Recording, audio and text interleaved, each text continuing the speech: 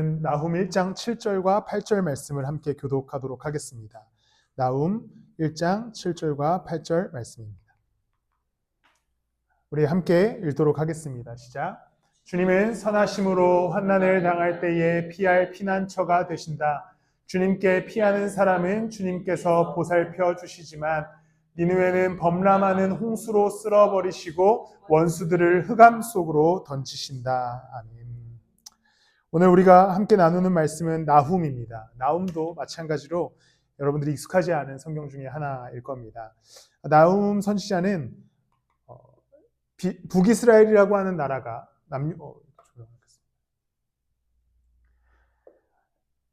이스라엘이라고 하는 나라는 북이스라엘과 남유다로 분단됐다가 북이스라엘이 먼저 아수르에 의해서 멸망하게 됩니다.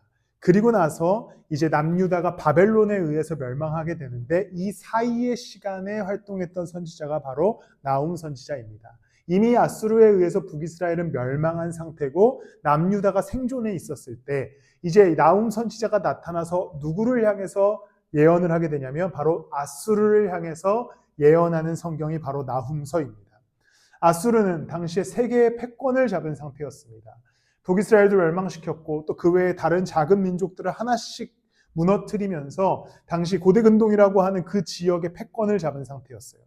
굉장히 강한 나라였고 굉장히 강대한 국가였습니다. 그런데 이 아수르의 문제가 무엇이었냐면 그 강한 힘을 가지고 작은 나라들을 괴롭히고 포갑을 행했던 것이 그들의 문제였습니다.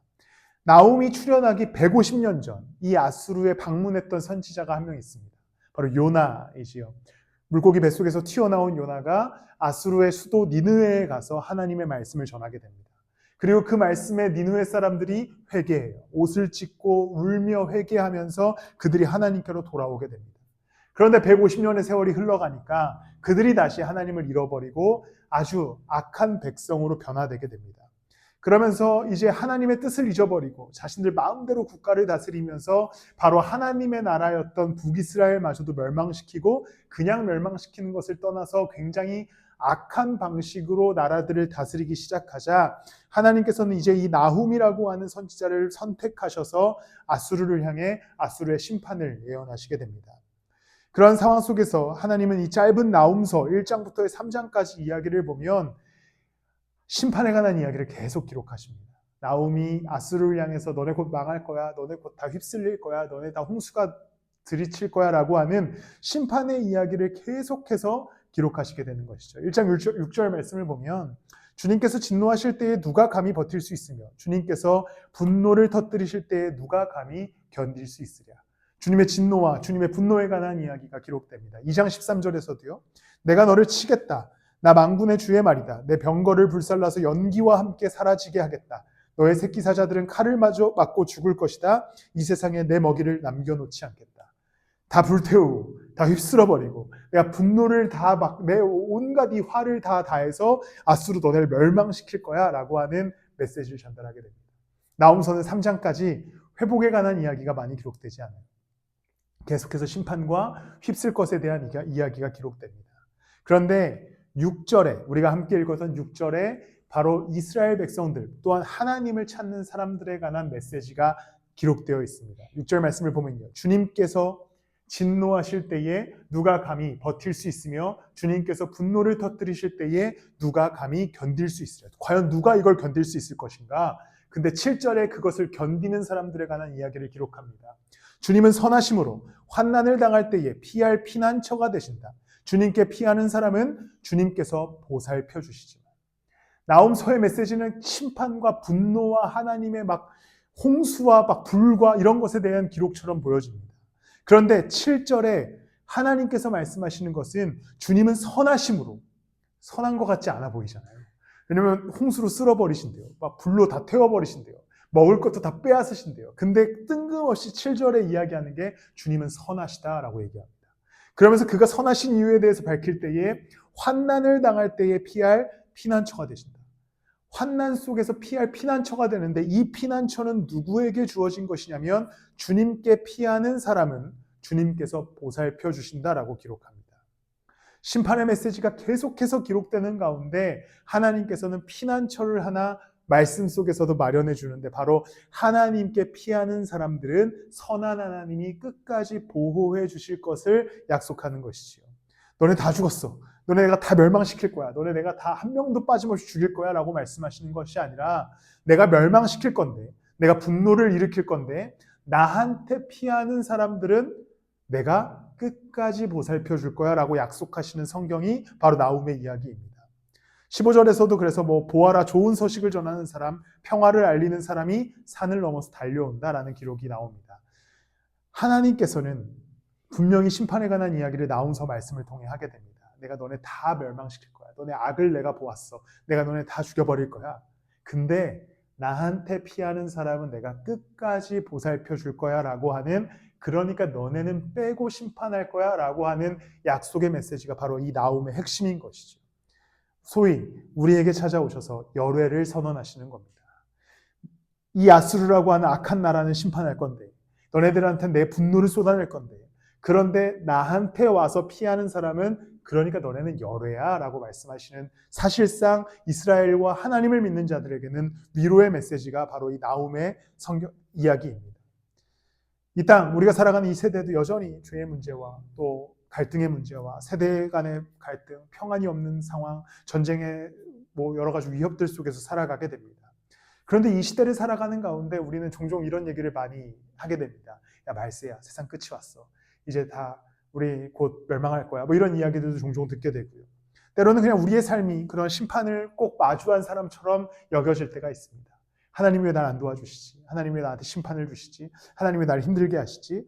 근데 하나님이 분명히 성경 속에서 말씀하시는 것은 그냥 밑도 끝도 없이 심판하신다고 얘기하시지 않는 거예요. 하나님이 말씀하시는 것은 나한테 오는 사람들은, 나를 피난처로 여기는 사람들은 내가 끝까지 보살펴 줄게라고 하는 약속이 전제되어 있습니다. 그러니까 우리는 세상을 바라보면서 야, 세상이 참 악하다. 세상이 참 문제가 많다. 갈등이 많다. 우리를 괴롭게 한다. 우리를 힘들게 한다라는 고백은 할 수 있지만 거기서 우리가 가져야 하는 믿음은 그런데 이것은 나와 상관없는 일이다라고 하는 믿음을 가질 수 있어야 됩니다. 왜냐하면 하나님께서 우리를 열회시키셨기 때문입니다. 심판하실 건데, 내가 분노를 표출할 건데 나한테 피하는 사람들은 열회야. 왜냐하면 내가 끝까지 보살펴 줄 거거든. 이라는 약속이 나훔서에 기록되어 있고 담겨져 있는 겁니다.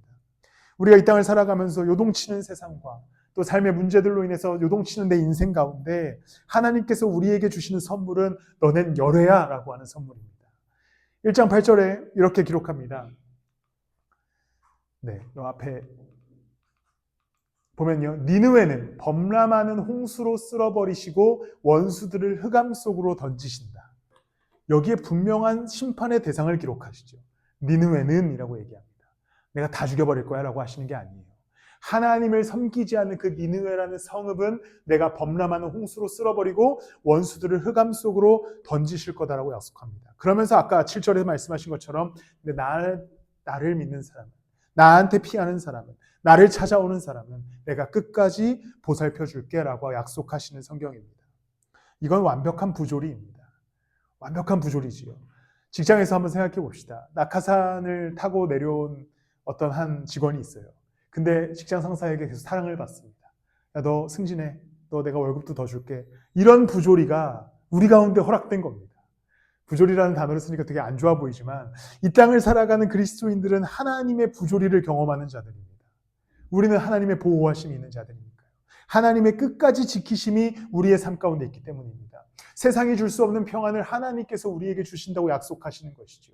우리 가운데는 혼란함이 있는 것이 아니라 예수 그리스도의 은혜와 평안이 있는 겁니다. 하나님께서는 그냥 우리를 지켜보시면서 얘네 어떻게 괴롭힐까? 얘네 어떻게 좀 때려줄까? 얘네 어떻게 혼내줄까라고 생각하시는 분이 아니라 얘네 나 믿어? 너네 나 믿어? 그럼 내가 끝까지 지켜줄게. 어떠한 방법이든 수단을 써서 끝까지 보살펴 줄게라고 약속하시는 분이 바로 이 하나님이신 것이죠. 우리에게 열애를 선언하신 겁니다. 넌 내가 이제 특별히 지킨다. 끝까지 보살피기로 결정하신 분이 하나님이신 것이죠. 그러니 오늘 우리의 삶의 순간 가운데 세상 속에 살아가고 또한 여러 가지 어려움들을 겪으며 살아가겠지만 우리에게 주어진 것은 하나님의 열애가 주어졌습니다. 그러니까 너는 내가 지킬 거야 라고 한 열애가 주어진 것이죠. 보통 이런 학연과 지연이 좀 무섭지 않습니까? 저희 라이트하우스 무브먼트는 다양한 교단의 목사님들이 모이게 됩니다. 그래서 목사님들이 새로 들어오거나 부사역자들이 들어오면 어떤 교단인지 사실 잘 몰라요. 그래서 그냥 목사님, 전사님 이렇게 지내게 되는데, 최근에 라이트하우스 서울숲, 우리 토요일 날 오시는 이명규 목사님네 교회에 전도사님이 한 명 들어왔습니다. 중고등부를 담당하는 전도사님이신데, 정진 전도사님이신데, 한 두세 달을 그냥 알고 지냈는데, 침신 학부 MDB를 했다는 거예요. 저희 학교에서. 제가 나온 학교에서 학부도 하고 MDB도 했다는 겁니다. 그러니까 이제 그 친구는 저한테 뭐가 됩니까? 특별한 보살핌이 있는 대상이죠. 이제 그 친구는 그냥 다른 교회 전도사가 아니라 내 후배예요. 내 이끌림을 받아야 될 친구다라는 거예요. 그래서 월요일날 안 그래도 만났을 때 이제 계속해서 제가 조언해주고, 안수는 우리 교단에서 받는 게 어떻겠냐, 너 만약에 안수를 받을 곳이 없으면 우리 교회에서 이름만 올려라, 막 이러면서 제가 막 다 어떤 혜택을 제공해 주는 것이죠. 왜냐하면 그냥 저랑 원래 모르는 사이였어요. 사실 6개월 전까지만 해도 전혀 남남이었는데, 순간 이 친구가 저와 학부와 대학원이 동일하다는 걸 알게 된 순간 저의 따뜻함과 저의 사랑을 다 느낄 수 있게 되는 것이죠. 그와 같이 이것보다 더 크죠. 하나님은 당신에게 찾아와서 내가 당신을 아버지로 삼습니다. 나를 구원하신 분으로 믿습니다. 죄와 사망 가운데 있는 나를 구원하신 예수 그리스도를 내가 구주로 영접합니다라고 고백할 때, 예수님은 이제 그 특별한 관심과 사랑, 그 보살핌으로 우리의 인생을 이끌어 가시는 겁니다. 그러면서 말씀하시는 것이죠. 얘는 열애야. 사망이 틈타지 못한다. 악함이 틈타지 못한다. 죄가 틈타지 못한다. 얘는 열애다. 왜냐하면 예수 그리스도의 십자가의 피로 구원하여 주셨기 때문입니다. 그리스도의 십자가가 우리 가운데 임하고 그 십자가를 믿는 자들은 자녀가 되는 권세를 얻었고, 그 권세를 얻은 자들은 이제 사망으로부터 열애를 얻었습니다. 그리고 우리는 영원한 하나님 나라를 허락받게 되는 것이지요.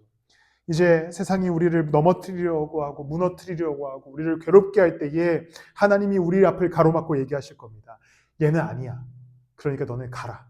얘는 열애야 라고 말씀하시는 그 은혜를 하나님 앞에 나아가 기도함으로, 또 예수 그리스도를 간절히 붙들므로 경험하시는 여러분들이 되시길 소망합니다. 또한 이 하나님의 지키심은 단순히 지키시기만 하는 것이 아닙니다. 2장으로 넘어가서요. 2장 2절 말씀을 보면 이렇게 기록됩니다. 약탈자들이 야곱과 이스라엘을 약탈하고 포도나무 가지를 없애버렸지만 북이스라엘은 이미 아수르에 의해서 멸망한 상태였습니다. 그래서 그들이 약탈자들에 의해서 모든 것들이 빼앗긴 상태였어요. 근데 이어서 어떻게 얘기하냐면, 주님께서 야곱의 영광을 회복시키시며 이스라엘의 영광을 회복시키실 것이다. 하나님은 그냥 지키시면서 얘 열애야, 얘 건들지 마 해서 끝나는 게 아니라 계속 그 뒤로 우리를 회복하고 우리를 강하게 만들고 우리에게 평안을 주시기 위해 하나님께서 우리를 채워주신다는 것이죠. 반면에 아수르를 어떻게 하신다고 얘기하냐면 2장 10절에 보면, 털리고 털려서 빈털터리가 되었다. 떨리는 가슴, 후들거리는 무릎, 끊어질 것 같은 아픈 허리, 하얗게 질린 얼굴들. 이게 성경에 나오는 표현들이라는 게 웃기지 않습니까? 네, 아수르의 모습이 어떻게 됩니까? 후들거리는 무릎, 빈털터리가 된 상태. 완전한 대조를 이룹니다.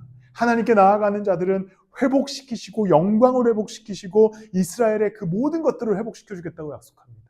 그런데 하나님을 신뢰하지 않는 아수르는 털리고 털려서 빈털터리가 된다고 얘기하죠. 이 명확한 대조 속에서 하나님은 믿는 이들을 보호하시고 끝까지 지키시고 그분의 그 영광에 이르도록 회복하실 것에 대한 분명한 약속을 하시는 겁니다. 그리고 그 약속은 당시 이스라엘에게 있는 것이 아니라 이제 예수 그리스도의 십자가를 붙들고 사는 우리들에게 동일하게 주어지는 겁니다. 하나님은 이제 우리를 보호하시는 것을 넘어 하나님의 뜻에 이를 때까지 우리를 회복시켜 갑니다.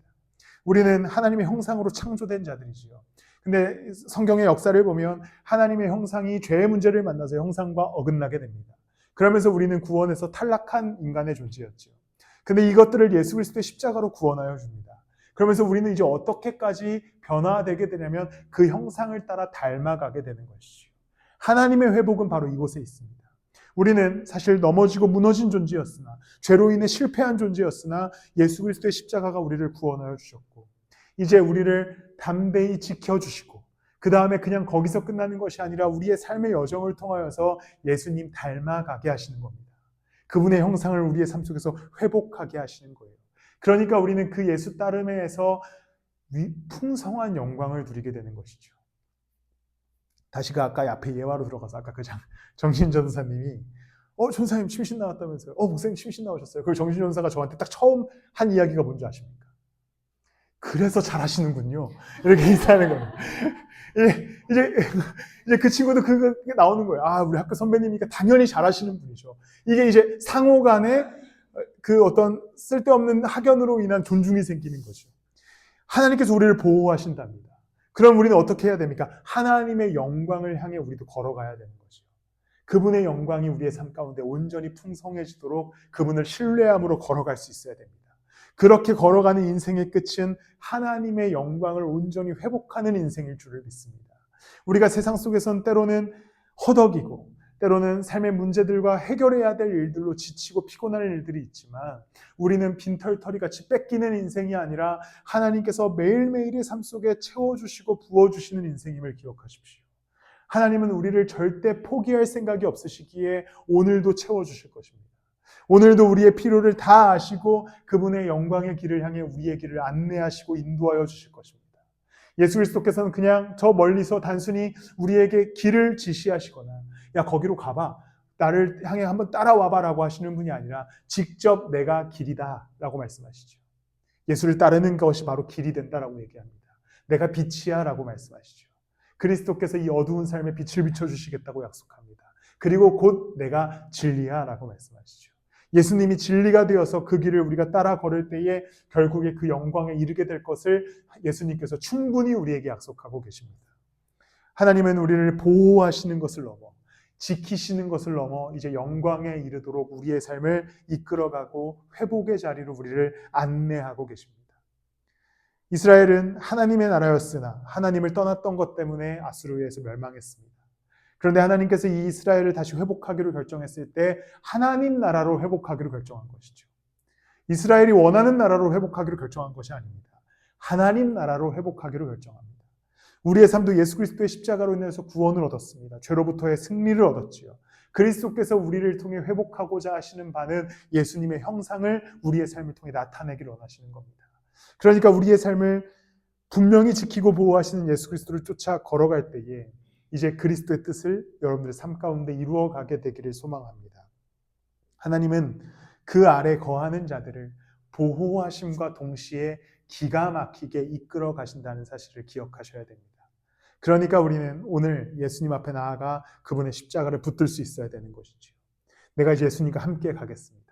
내가 비록 앞을 알 수 없고 내 삶에 어떠한 인생의 일들이 벌어질지 이해하지 못하고 내가 어떻게 걸어가야 될지 아직까지도 모르는 게 너무 많지만 예수님의 십자가 하나 붙들고 갑니다라는 고백 속에서 그리스도를 따라가고 우리의 신앙생활을 해나가고 예수와 함께 그 말씀으로 살아가기 시작할 때에 우리는 알 수 없으나 그리스도가 우리를 결국에 그분의 영광의 나라에 그 자리에 우리를 올리실 줄을 믿습니다. 그러니 회복을 꿈꾸며 하나님을 붙드는 저와 여러분들이 되시기를 축복합니다. 예수님은 우리를 특별히 열애시키셨습니다. 그리고 열애시킨 우리를 그냥 열애만 시키신 것이 아니라 그분의 나라와 그분의 계획 속에 우리를 인도하고 계신다는 사실을 기억하십시오. 말씀을 마무리하겠습니다. 예수 그리스도의 십자가는 우리를 구원하여 주셨습니다. 이 구원하여 주셨다라고 하는 이야기는 단순히 이론으로 끝나는 이야기가 아닙니다. 우리는 어릴 때부터 신앙생활을 했거나 또 혹은 신앙생활의 연수가 길어지면 이것을 그냥 굉장히 쉬운 고백으로 하게 됩니다. 어떻게 구원받았습니까? 예수 그리스도의 십자가를 믿고 그 믿는 믿음 안에서 구원받았습니다라는 고백으로 우리는 쉽게 하지요. 과거에 어떤 선교단체 같은 경우는 이 카드를 하나 들고 다녀서 읽으라 그래요. 읽어보세요. 그래서 읽습니다. 예수님의 십자가를 믿고 그 피를 믿습니다. 이제 구원받으셨어요. 형제님, 자매님 구원받으셨어요. 이렇게 하는 경우도 종종 있었죠. 그런데 예수님께서 나를 구원하여 주셨다라고 하는 것은 단순히 고백으로 끝날 이야기가 아닙니다. 이 이야기에는 예수님께서 특별하게 우리의 삶을 주목하여 보시고 그 인생을 한 걸음 한 걸음 다 지키고 보호하시겠다고 하는 선언이기에 내 입술의 고백으로 끝나는 것이 아니라 삶 속에서 주시는 그리스도의 평안과 평강과 위로를 누릴 수 있어야 됩니다. 또한 예수님께서 이 삶을 그냥 내비두셔서 어떻게 한번 잘 살아봐라 라고 하시는 것이 아니라 우리의 오른손을 붙들고 독수리 날개쳐 올라가는 힘을 주셔서 같이 가자고 하시는 것입니다. 동행하여 주시겠다고 하시는 것이죠. 그러니 그 예수 그리스도의 그 손을 붙들고 삶의 걸음들을 담대하게 옮겨가시기를 축복합니다. 문제를 만날 때에 우리 삶의 어려움을 만날 때에 예수 그리스도께서 우리 앞을 지키시고 이렇게 말씀할 겁니다. 얘 아니야. 얘는 너가 건드릴 수 있는 사람이 아니야. 내 딸이거든. 내 아들이거든. 라고 약속하시는 그 그리스도의 위로 안에서 삶의 걸음들을 옮겨가시고 또 회복하시고 그 은혜와 축복을 누리시는 여러분들이 되시기를 예수님의 이름으로 축복합니다. 우리 한 번 더 찬양할 텐데요. 아까 함께 했던 찬양입니다. 때로는 세상의 소망들이 또 세상의 일들이 사라져갈 때, 우리의 일들이 세상 소망이 우리 삶에서 사라져갈 때 우리는 문득 이런 생각을 하게 됩니다. 주님이 나를 버리셨나? 주님이 나를 지켜보고 계시지 않은가? 왜 나한테 이런 고통을 주시지? 그러나 그 모든 세상의 기대들이 다 사라져가도 주님의 사랑은 끝이 없습니다. 여전히 우리를 사랑하고 계시고 우리를 끝까지 지킬 준비를 끝내셨습니다. 그러니 우리의 삶의 어려움을 또 눈물이 가득한 시간을 지나간다 할지라도 예수님을 붙드시고 그 앞에 나아가십시오. 충분한 위로를 주시는 그리스도께서 우리와 함께하여 주실 것입니다. 이것을 묵상하며 함께 찬양하도록 하겠습니다.